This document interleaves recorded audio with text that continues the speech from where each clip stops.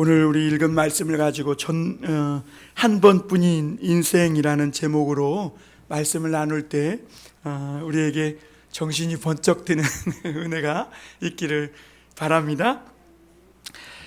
우리 인생은 한 번뿐입니다. 세상은 이 봄, 여름, 가을, 겨울 또 지나면 또 봄이 오고 반복이 됩니다. 봄에 폈던 꽃이 얼마 못 가서 지긴 하지만 또 봄이 오면 또 옵니다. 그러기에 온 우주 만물들은 여유가 있고 아주 느긋합니다. 그런데 온 피조물들 중에 여유가 없고 각박하고 조급한 존재가 있는데 바로 사람입니다. 왜냐? 사람은 딱 한 번뿐이거든요. 반복됨이 없거든요. 우리가 내년 봄이 된다고 해서 다시 1년 전으로 젊어지는 게 아니라 우리는 한 번뿐인 인생이기 때문에 우리는 곧바로 늙어서 우리의 마지막 날을 향해 다가갑니다. 그래서 사람들은 각박합니다. 인간은 어떻게 해서든지 이 죽음의 함정에서 벗어나 보려고 발버둥을 칩니다. 그래서 돈을 쫓아가고 명예를 쫓아가고 무언가 나를 기쁘게 할 만한 무언가 이 허무하고 없어지는 블랙홀과 같은 이 세상에서 나를 무언가 구원해 할 수 있는 것, 그것을 쫓아 살아갑니다. 그런데 여러분, 오늘 이 지혜자는 이 블랙홀과 같이 우리 인생을 허무하고 의미 없이 빨아들이는 그런 한 번뿐인 인생이 구원받을 수 있는 그 길이 오늘 여기에 있다라고 하며 가르쳐주고 있는데요. 그 사람이 누구냐면 바로 솔로몬입니다. 이 이스라엘의 왕으로 세상의 부귀영화와 지혜와 지식을 다 누려보고 모든 것을 이 땅에서 다 가져보았던 이 솔로몬은 그의 인생 말년에 이 땅에서 인생이 한 번뿐인 인생이 정말 무의미하고 허무하지 않게 끝나기 위해서는 인간의 힘과 능력을 초월한 새로운 무언가 저 밖에서부터 오는 은혜가 필요한데 그 지혜가 필요한데 그 지혜가 바로 예수 그리스도다라고 우리에게 오늘 가르쳐주고 있는 것입니다. 전도서의 저자는 우리가 잘 아는 바와 같이 솔로몬입니다. 그리고 기록 장소는 예루살렘이에요. 그 솔로몬이 왕일 때 많은 사람들이 예루살렘으로 모여들었어요. 그것은 예루살렘이 보기 좋아서가 아니에요. 예루살렘이 궁궐이 크고 군사력이 강하고 그런 걸 보러 온 것이 아니에요. 솔로몬의 화려한 옷을 보러 온 것도 아니에요. 모든 사람에게 있는 이 인생의 허무가 그것을 어쩔 줄 몰라서 미친 짓을 하는 이 인생이 어떻게든지 그 창살 없는 감옥에서 벗어날 수만 있다면 하는 심정으로 예루살렘에 왔는데 이 예루살렘에 와서 솔로몬을 통해 듣는 이 하나님의 지혜를 들을 때 그 하나님의 말씀을 통해 우리 인생의 본질을 깨닫고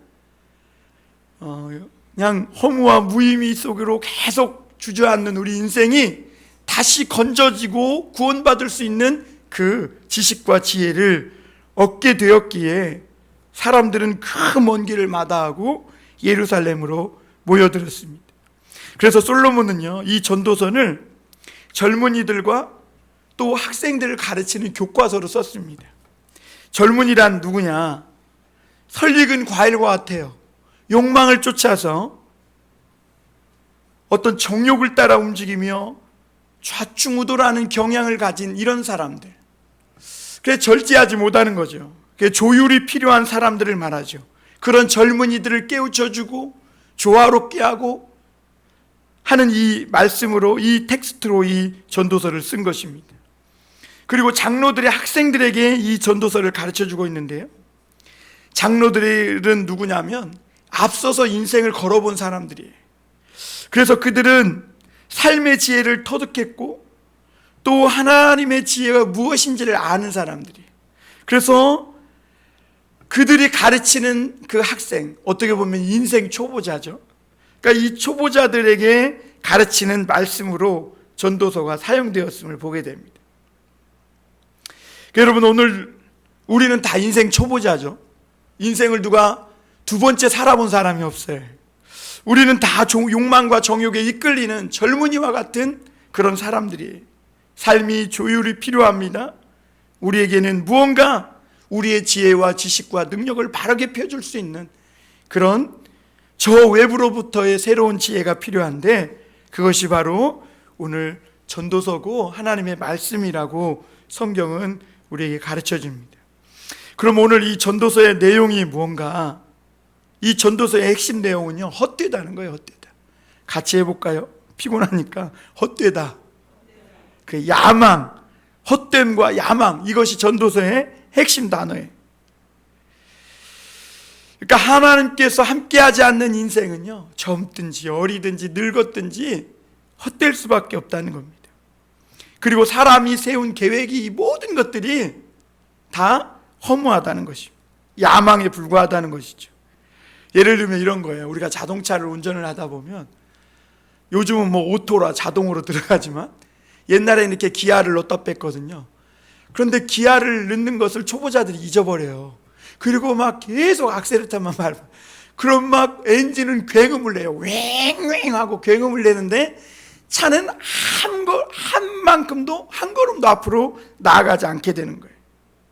이처럼 내 인생의 이 톱니바퀴가 온 세상을 다스리고 섭리하시는 이 하나님의 이 말씀의 축에 맞물리지 않으면 우리 인생은 무의미한 이 공회전만 계속하고 굉음만 내다가 그냥 한 걸음도 앞으로 못 나가고 다람쥐 쳇바퀴 돌듯이 그 자리에서 빙빙 돌다 끝나버리는 허무한 인생이 된다는 거예요.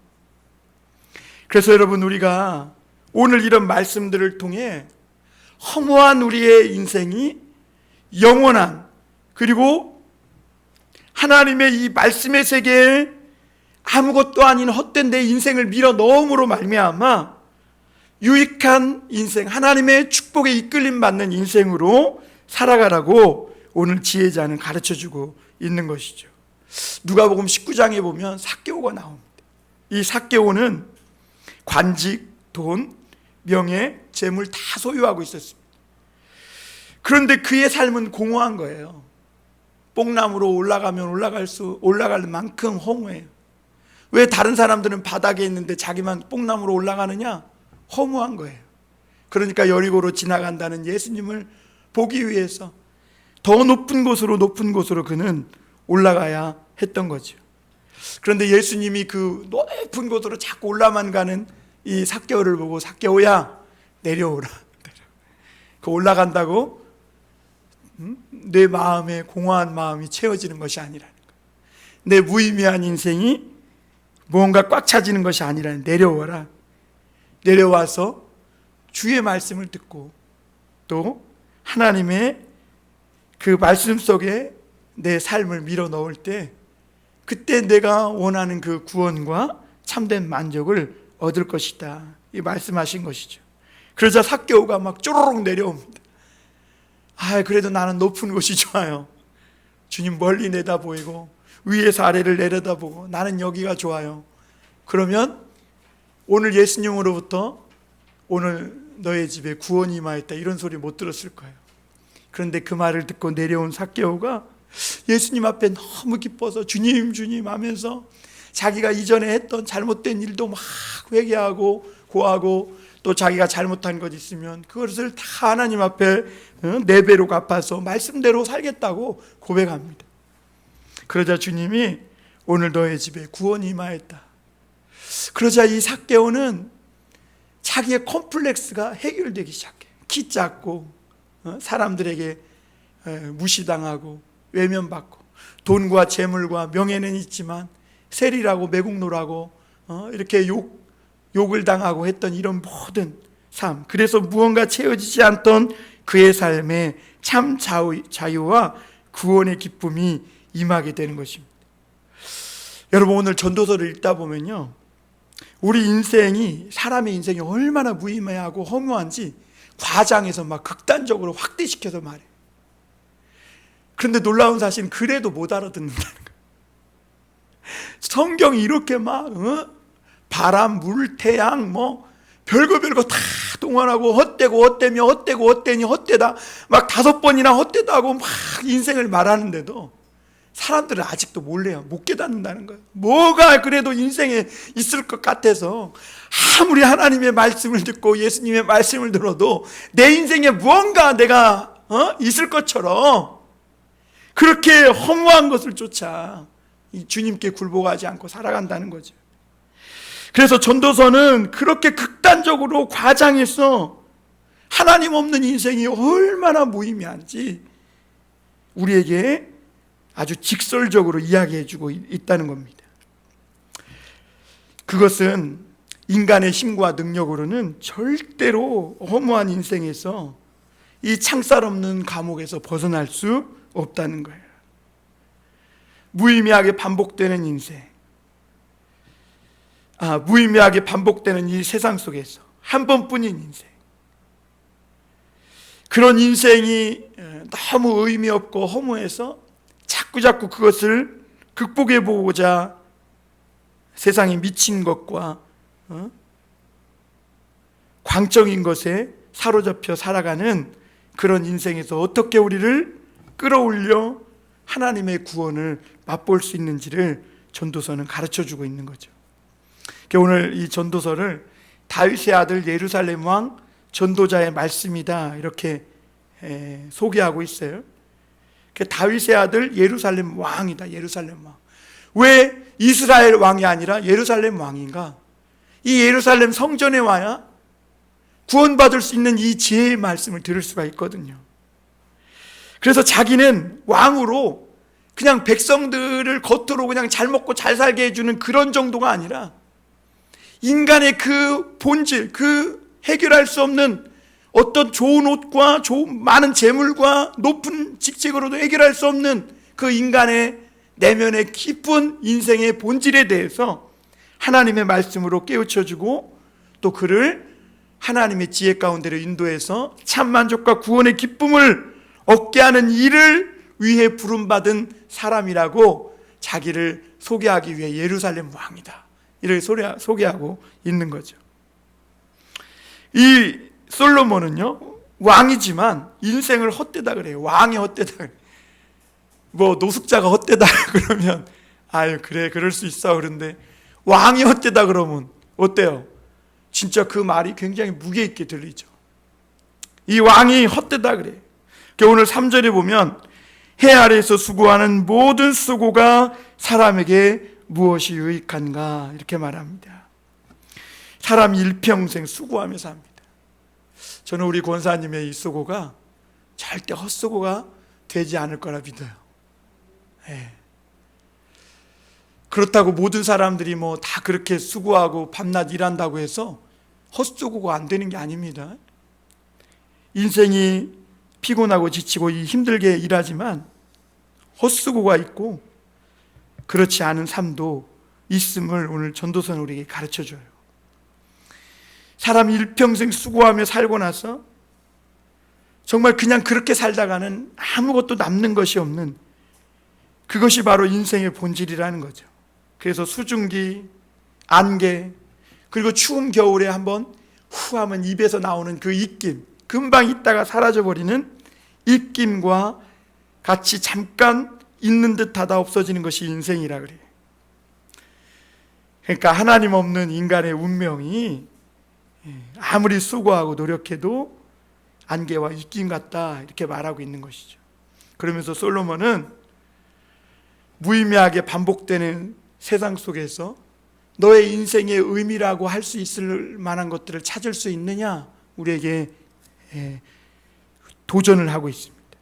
그러면서 우주와 하늘 그리고 땅이 무한반복하고 있다 이렇게 말씀합니다. 오늘 4절에 보면 한 세대는 가고 한 세대는 오되 땅은 영원히 있도다 그랬어요. 이게 무슨 말이냐면 여러분 세상에 참 다양한 사람들이 있습니다. 아까 아침에도 말했지만 반푼이 같은 사람도 있고 말 옮기는 입산 사람들도 있고 뭔가 교만한 사람도 있고 또 바닥에서 가난하고 힘들게 살다가 가는 사람도 있어요. 이런저런 사람들이 세상에 와서 떠들다가 지지고 볶고 북적거리며 삽니다. 그런데 어느 날 보면 흔적도 없이 사라졌다는 거예요. 그리고 또 다른 사람들이 나타나요.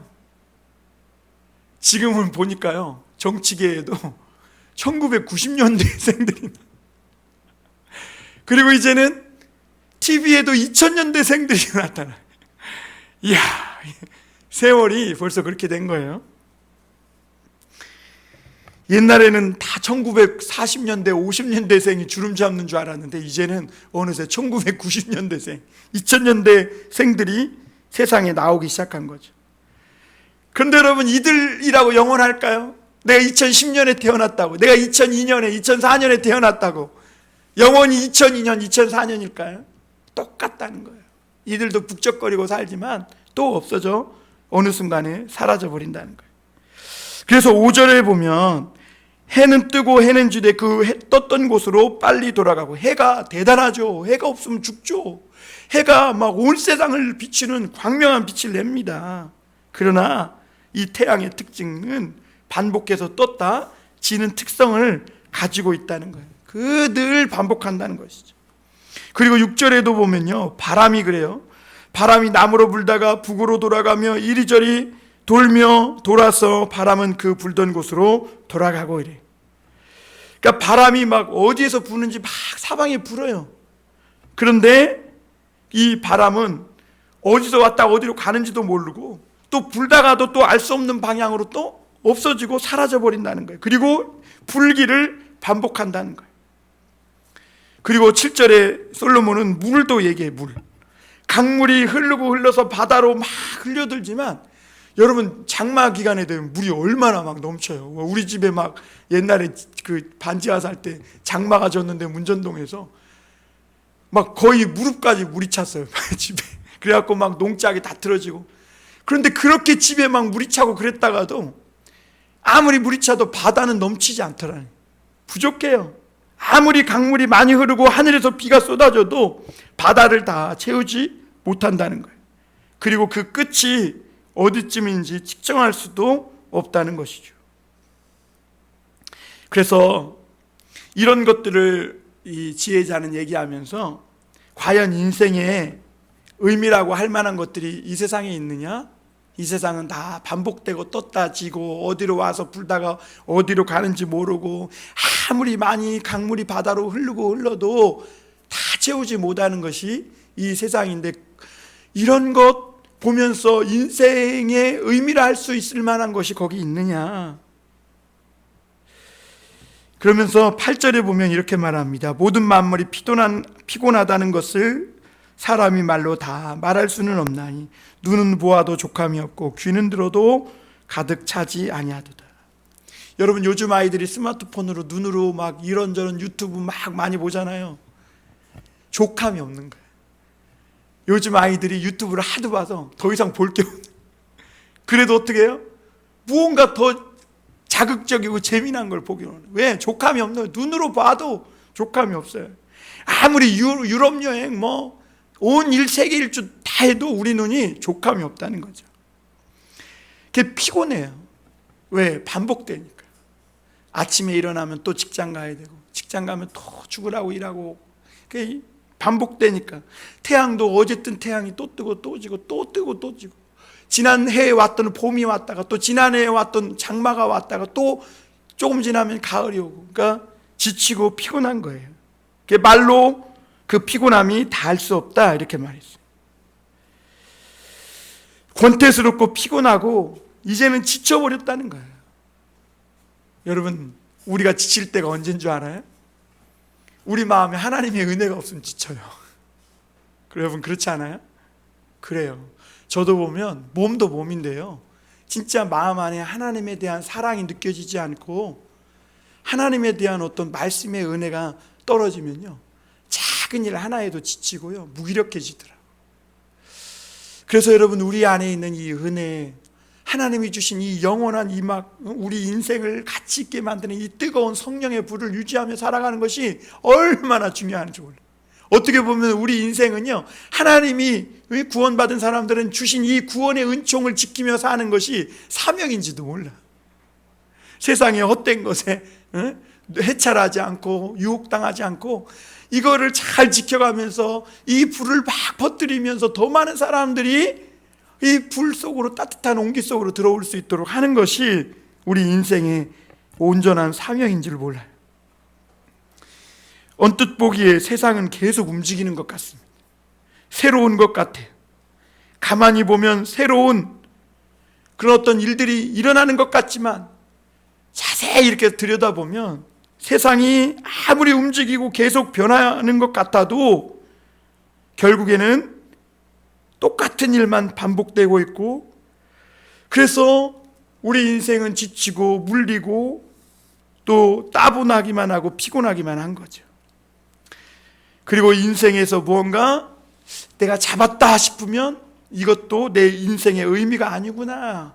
그래서 또 다른 것을 붙들려고 욕망에 미쳐서 살아가는 우리 인생들을 보게 되는 거죠. 그래서 이 전도자는 두 번째로 무의미한 인생에 대해서 이야기합니다. 솔로몬은 세상 최고의 피조물이 인간이라 그랬어요. 왜 그러냐면 이성과 지혜가 있는 거죠. 그래서 인간이 어떻게 보면 인간 자신이 인생의 의미가 아닌가. 왜냐하면 인간은 생각할 수 있는 이성도 있고 지혜도 있고 뭔가 막 100층짜리 건물도 만들고 하늘을 나는 비행기도 만들고 우주선도 가고, 그러니까 뭔가 인간 스스로가 인간의 어떤 의미가 있을 걸로 생각한다는 거죠. 13절에 보면요, 우리 13절 한번 볼까요? 한번 졸리니까 같이 읽어보겠습니다. 시작. 마음을 다하며 지혜를 써서 하늘 아래에서 행하는 모든 일을 연구하며 살핀즉 이는 괴로운 것이니 하나님이 인생들에게 주사 수고하게 하신 것이라. 솔로몬이요, 우주 만물을 보면서 인생의 의미와 가치라고 할 만한 것들을 찾지 못했어요. 왜냐하면 금도 많이 모아가지고 솔로몬의 나라에서는 굴러다니는 것도 돌멩이가 아니라 금덩이일 정도로 흔하게 해봤지만 그것조차도 인생의 의미가 되어주지 못했어요. 그러자 솔로몬은 인간 자체에게, 이성과 지혜를 가지고 있는 인간에게 어떤 인생의 참된 의미를 돌리기 시작합니다. 그래서 모든 일을 연구하며 살폈다 그래요. 인생의 참된 의미를 발견해 보려고 온 심혈을 기울여서 지혜를 막 짜내고 이성을 가지고 공부도 해보고 연구도 하고 노력하고 했었다는 거예요. 그런데 그렇게 해서 보니까 인간이 해 아래서 수고하고 노력하지만 그럴수록 오히려 더 괴로움만 남더라. 그것이 솔로몬이 낸 결론이. 왜 그럴까? 하나님이 인생에게 수고로운 일을 주셔서 꼼짝 못하겠다는 거죠. 여러분, 우리는 놀러 가고 싶어도 못 놀러 가죠. 왜? 일해야 돼. 수고로운 일을 위해서 내일 또 어떻게 해야 돼요? 나가야 돼. 목구멍이 포도청이에요. 안 나가면 어떻게 자식 키우겠어요? 안 나가면 어떻게 우리가 먹고 살겠어요? 그게 수고로운 일을 주신 거예요. 꼼짝 못하게 하신 거예요. 뭔가 막 자유롭고 싶고 막 하지만 그렇게 살아갔다는 허공을 쫓는 사람이 되어버리는 거죠. 솔로몬은 더욱더 인간의 지혜로 우리 인생의 의미를 찾으려 합니다. 그럴수록 15절에 보니까 한계에 부딪힐 뿐입니다. 우리 15절도 한번 읽어보겠습니다. 시작. 구부러진 것도 곱게 할 수 없고 모자란 것도 셀 수 없도다. 그래요. 아무리 인생이 지혜를 짜내고 인간적인 모든 능력을 짜내도 구부러진 것 곱게 할 수 없고 모자란 것 셀 수 없다 그랬어요. 여러분, 인간의 지식과 지혜가 인간의 참된 의미일까? 인생의 가치가 있을까? 연구했더니 인간이 가진 능력, 지혜가 대단한 줄 알았더니 이것조차도 얼마나 어리석은 것인지 깨닫게 되었다, 이렇게 말합니다. 왜 그러냐? 인간의 지혜로는 구부러지고 모자란 그런 세상을 고치고 새롭게 할 수 있는 능력이 일도 없다는 거예요. 여러분, 세상의 정의를 위해서 정의와 평화를 세우노라 막 캐치프레이하고 빨간띠 두르고 데모하고 재판하고, 여러분, 세상이 정의로워졌습니까? 인간의 힘으로는 안 되는 거예요. 그래서 주님이 그 독생자 예수 그리스도를 보내주신 거예요. 그분을 믿고 마음이 변한 자, 예수님을 믿고 마음에 회개하고 마음이 주님으로 인해 치료받고 고침받은 자가 살지 않는 이상은 이 세상은 절대로 고쳐지지 않는 거예요. 그 말은 인간의 지혜와 능력으로는 구부러진 것 1도 고칠 수 없다는 거예요. 하나님이 은혜를 주셔야 고칠 수 있어요. 여러분, 내가 그 은과 금은 없으나 내게 있는 것으로 내게 주노니 나사렛 예수 그리스도의 이름으로 일어나 걸으라. 그래야 일어나시는 거예요. 은, 돈 아무리 쏟아부어도 사람 하나 못 고칩니다. 자식 하나 바르게 기르려고 아무리 황금, 돈 다 갖다 쏟아부어봐요. 그 자식 뭐나 망나니 되지. 뭘로 고칠 수 있어요? 예수 그리스도만이 고칠 수가 있는 거예요. 오늘 우리 심령도 마찬가지인 거예요. 그래서 솔로몬이 깨달은 것이 뭐냐? 바로 그거라는 거예요. 이 세상에 구부러지고 모자란 문제들이 너무 많다는 거예요. 왜? 인간의 죄 때문에 그렇다는 거예요. 사실 하나님이 지은 세상은요, 선하고 아름다웠고 모든 것이 완전했어요. 그런데 인간의 죄가 모든 완벽했던 것들을 구부러지게 만들고 꽉 찼던 것들을 채워도 채워지지 않는 모자라고 부족한 것들로 만드는 그런 결과를 가져왔다는 거예요. 그래서 인간은요, 그 속에서 다람쥐 쳇바퀴 돌듯이 반복하며 수고함으로 꼼짝 못하게 해놓은 거예요. 거기서 어떻게 해방하고 거기서 어떻게 블랙홀에서 벗어날 수 있느냐, 그것을 뚫고 들어오시는, 죄의 굴레, 보이지 않는 죄의 창살 없는 감옥을 뚫고 들어오시는 예수님의 손을 붙잡아야 된다. 그래야 거기서 벗어날 수 있다는 거예요. 그래야 아무것도 허무한 것 같은, 속이 텅 빈 것 같은 우리 인생을 통해 무언가 가치 있고 의미 있는 삶을 살아낼 수 있는 능력이 온다. 전도서는 그걸 가르쳐주고 있는 것입니다. 알베르트 까뮈라는 사람은 시지프 신화에서 신은 죄를 범한 인간에게 형벌을 내린다라고 그랬어요. 어떤 형벌을 내리냐? 무거운 바위를 산꼭대기까지 올라가게 하는 거예요. 그리고 다 올라왔으면 이제 뭐하냐? 그냥 또 굴려버리라는 거예요. 딱 굴려서 저 밑에까지 올라. 그러면 또 굴려서 올라가는 거예요. 그럼 또 올라갔으면 뭔가 있어야 될 거 아니에요. 그런데 또 굴려버리는 거예요. 까미는 이 소설을 통해서 인생에 하는 모든 일들이 이렇게 무의미하다는 거예요. 이렇게 무의미하다. 돈을 벌고 일하고 수고하고 이것이 다 무의미하다.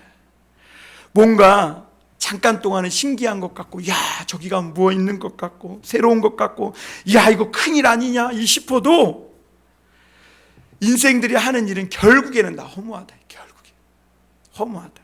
인생들이 하는 일이. 저도 한때는 사람이 대단해 보인 적이 있어요. 저분이 대단하다. 그래서 그분을 쫓아가지고 막 따라갔던 적이 있어요. 근데 시간이 한 20년 지나니까 허무함만 남더라.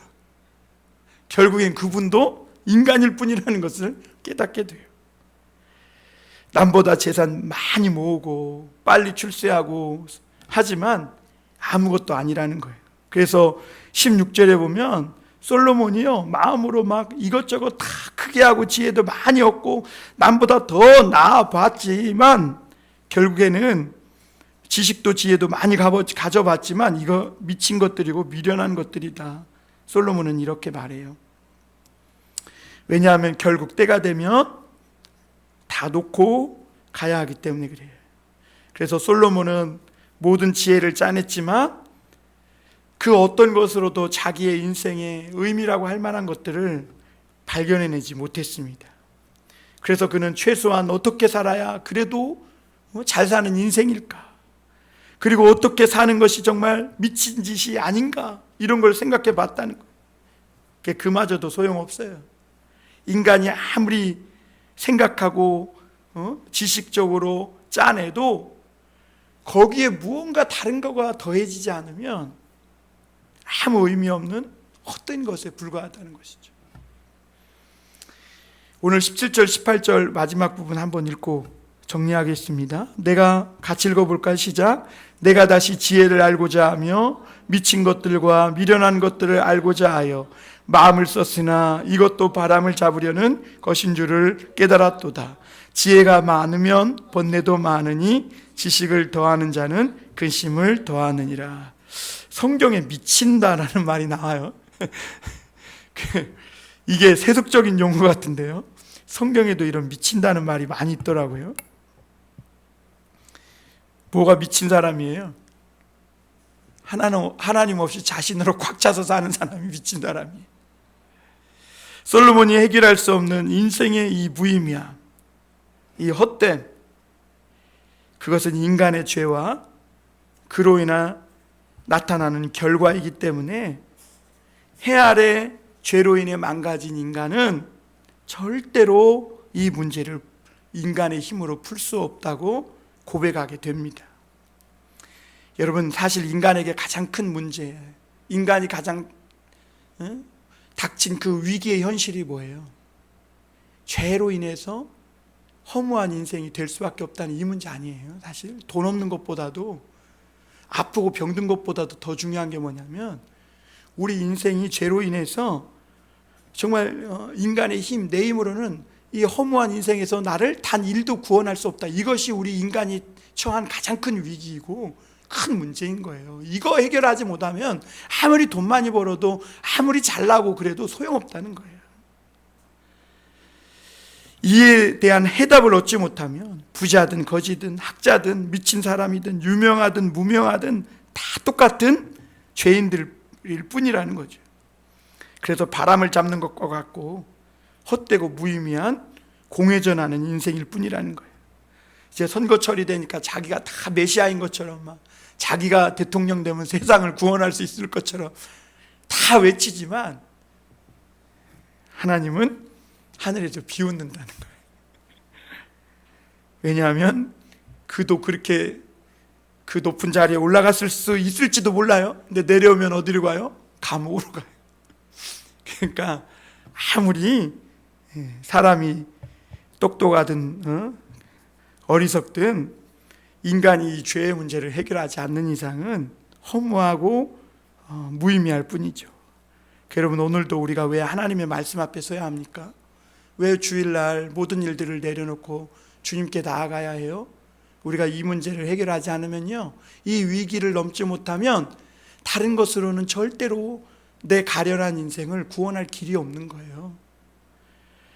그래서 오늘 지혜자는 우리 보고 어떻게 살라고 합니까? 사람의 이성과 지식을 초월한 지혜만이 너를 이 창살 없는 이 지옥 같은 감옥에서 너를 구원할 수 있다고 역설합니다. 그리고 그 지혜가 누구냐? 바로 성경은 예수 그리스도다. 다시 말하면 예수가 그리스도, 예수가 메시아다, 예수가 나의 구원자다. 예수님만이 내 인생을 해방시키고 이 모든 괴로움과 꼼짝 못하게 하는 이 수고 속에서 풀어 해방해요 자유롭게 살 수 있도록 인도해 주시는 길이 되어 주시는 분이다라고 가르쳐주고 있는 줄 믿습니다. 여러분, 예수가 그리스도라고 믿는 믿음, 예수가 내 인생의 주인이심을 믿고 살아가는 이 믿음의 지혜를 얻은 사람만이 참 자유와 기쁨을 얻을 수 있는 줄 믿습니다. 그래서 고린도전서 1장 24절에 보면 그리스도는 하나님의 능력이요 하나님의 지혜니라. 하나님이 해 아래서 수고하게 하신 모든 인생들이 거기서 나오는 지혜가 누구냐? 예수 그리스도라. 이게 하나님의 지혜라는 거예요. 그래서 사도 바울은 전도에 미련한 것으로 하나님은 우리를 구원하게 하셨다는 거죠. 예수님은 오늘도 허무하고 무의미한 인생에서 저와 여러분을 구원하기 위해 다가오시는 줄 믿습니다. 그리고 말씀합니다. 그리고 그 길을 이미 우리에게 보여주셨어요. 예수님이 앞서 걸으셨던 길, 십자가에 나타난 그 사랑의 길, 내 인생의 지혜로는 절대 받아들일 수 없는 무의미하고 헛된 일에서 벗어나는 유일한 그 길은 바로 이 십자가의 그 하나님의 은혜의 길로 나아가고 그 은혜로 우리 이 마음을 가득 채우는 일 외에 다른 방법이 없다고 성경은 우리에게 깨닫게 해주는 줄 믿습니다. 사랑하는 성도 여러분, 오늘도 여러분의 그리고 저의 무의미한 인생이 해 아래서 꼼짝 못하고 수고하고 감옥에서 벗어날 길이 없었던 우리 인생이 하나님의 지혜 되신 예수 그리스도로 말미암아 오늘도 기쁘고 그 주님으로 충만한 우리 모든 삶이 되시기를 주님의 이름으로 축원합니다.